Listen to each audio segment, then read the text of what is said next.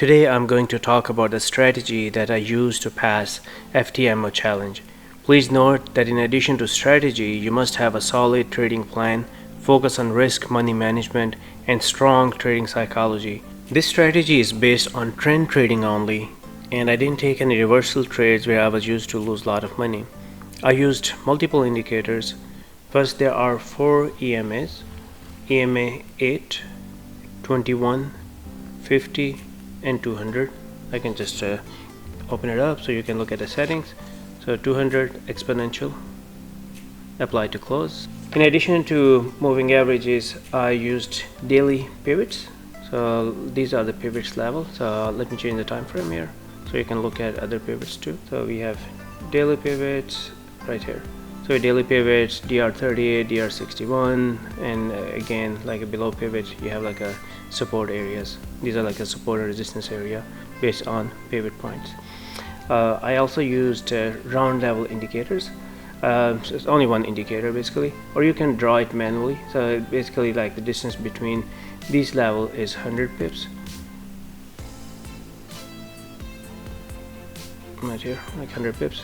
And these are very helpful indicators, like these round level and pivot points, because most of the time, like you will see reversal, like let's say if you see like a downtrend and it's again like go all the way to, let's say, this pivot level, and from there it is reversing, and maybe it will be reversing from another, like right here again it's reversing from this pivot level. So I do find these indicators very helpful. Then I also used Awesome Oscillator here. How do you access Awesome Oscillator? You just go to Insert, Indicators, Bill Williams, and Awesome Oscillator right here. And there's like default setting, you can't really change it. So if I double click on this indicator, the only modification I have made is like how it looks. So level 0, and color I changed it, and how you want to have like a value up and down. And the last indicator is ADX indicator. So let me double click. So I changed like a thickness, and also like the color that I want to choose for plus DI and minus DI, and levels. These are 20, 25. Basically these are the only level I'm using. I'm not really using 70, so I can even delete 70 from here. Parameters is set to 14 period actually, and you can access ADX indicator. Go to indicators, click on trend and average directional movement index. So that's the ADX indicator. So trading rules. I was trading M1 charts and trading only during the first 2 hours of New York stock market open, that is 9:30 to 11:30 Eastern Standard Time. If I wasn't getting good setups during this time, then I traded from 2 to 3:30 p.m. Eastern Standard Time. So again, first condition is that all moving average must be aligned, meaning the lowest moving average must be on the top, that is EMA 8, and EMA 200 must be at the bottom, and the other two EMAs must be in order as well. These moving average should not be flat like you'll see during consolidation period. So like over here, as you can see, like these moving averages are not aligned. Let's say if you want to do buy trade, so this moving average 200 should be at the bottom like the way it is looking at. Then again, like right now we do see this is moving average 21, but this is 50. So by definition, like lowest moving average 8 is there, but 21 is not there at this time. 50 is over here, so setup conditions are not valid yet. So you have to wait until all moving averages are aligned. So 8, 21, 50, and 200. Awesome Oscillator value must be above 0 if you want to do a buy setup. Then ADX plus DI, it must be above 20 and moving higher. We don't want like something is like about 20, but again it's coming down, so we don't want that. We want something like that, it's rising and above 20. So here's a buy example. For the last couple of days, market is moving down. So to show you an example of buy setup, I'll use trading time outside of my trading plan. As I mentioned earlier, I stopped trading after 18:30, but in this case I'll show you the example around 19:18. Please keep it in mind that market may face resistance at those round levels and pivot levels. So when you get a signal near these areas, so make sure the candle closes above these areas before taking any position. Also focus on market structure as well. For buy setup, you should see higher high and higher lows. It takes a lot of patience, but if you follow the system, then there's a strong possibility to get good entries, and you won't do over trading since you have to look at number of checks before executing trade.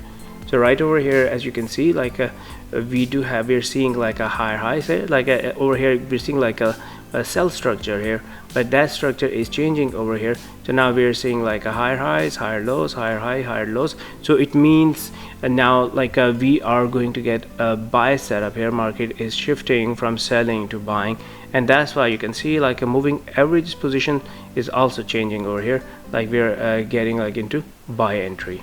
So as you can see that we are waiting for the right setup here. Like we know that like we are making higher highs, so but again like moving averages are not lined up yet, so we are waiting. So in this case I can take the trade after the bounce at any EMA level, let's say on 21, 50 or 200, but entry candle must close above EMA 8. So in this case it has to be above EMA 8. So again and again, like in this case I will be taking entry at this level here, like after it closes above.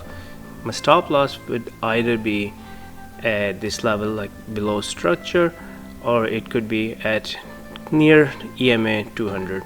So let's say in this case I do see the structure is over here, so I can take my stop loss over here. Let's say like I can do like 30 pips, and my take profit will be set to 1.5x, so that would be 50 pips. So right here, 50 pips. So it automatically, I do use a trade manager, so it automatically set up like a stop loss and take profit levels like based on that. So let's say in this example I'm taking 0.5% risk, and stop risk to reward ratio is 1.5. so when I click on buy or sell, so I do get the option to adjust my stop loss and take profit accordingly, and it will calculate the lot size. So in this case I will take a second entry after 1923 right here. Like I do see like this is a trending market, so at 1922, 1923, like we do see a bounce over here, and then just to be on the safe side I can take second entry over here. First position is still running, but like we are going to move the stop loss to break even plus few pips in positive, and then second position I will take over here, and my stop loss will be over here. So again I'm taking the existing risk percent, I'm not changing 0.5%, so my original risk will remain 0.5 because my first position is already in a break even plus it's in profit, so I'm not going to lose any money on it. So once my second position is in positive 25 to 30 pips, then I will move the stop loss to break even as well, and will keep moving my stop loss below EMA 21. Let's say right here, so I'll just keep moving here, keep moving up, up, up. So in this case my first position hit TP as I earned like 1.5x profit right here, like it was like 50 pips, and I'll close my second position when candle closes below EMA 21. So in this case it will be right over here. So, or if my stop loss is already here, so it will automatically hit my stop loss and it will close this trade in profit. So always try to learn how to add to winning position. Just like we get into the bad habit of like adding to losing position to make sure like we can recover our losses, but we don't get into the habit of like adding to winning position. If we do that, like we can significantly increase our profit. Please remember that in this case I selected the best setup, that in reality you'll get some stop losses as well. So now we'll take a look at the sell setup here. So same rules will apply for sell setup. In this case make sure moving averages are aligned.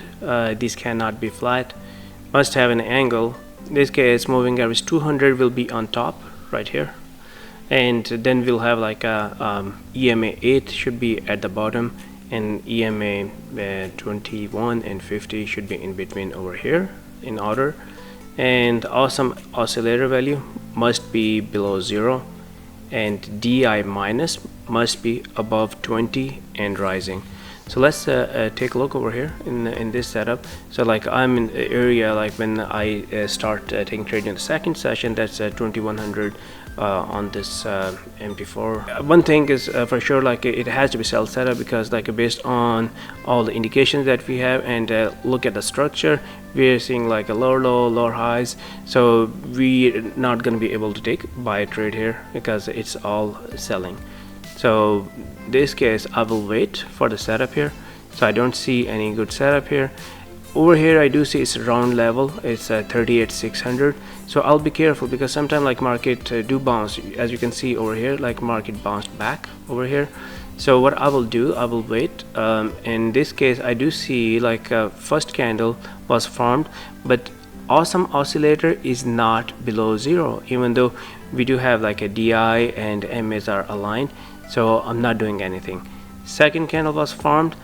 I'm not going to take trade because I'm not sure like if market is going to bounce back from this round level. I will further wait. In this case I will take trade over here. As you can see, awesome oscillator is below zero and DI minus is again like above 20-25 level. So if I take position over here, I will set up my stop loss above the structure. So in this case somewhere around here. So let's say in this case I'll take like a 60 pip stop loss, and 1.5x will be my take profit. I will let the trade run, so that will hit take profit, get the full 1.5x TP. And as I mentioned earlier, I always take try to add second position over here. So I may get like after this small pullback, I will wait when it breaks below this area, then I will add a second position, keep my SL over there and continue to ride until that point, and then I can close my second position as well. First position I'll get my take profit. So this trading strategy helped me a lot, and before that I was used to take like so many trades. By using this method, like I was like well disciplined. A number of trades were low, like maybe like anywhere from like a 6 to 8, even on M1 time frame. I was waiting for like the right setup, and it really helped me in passing my challenge.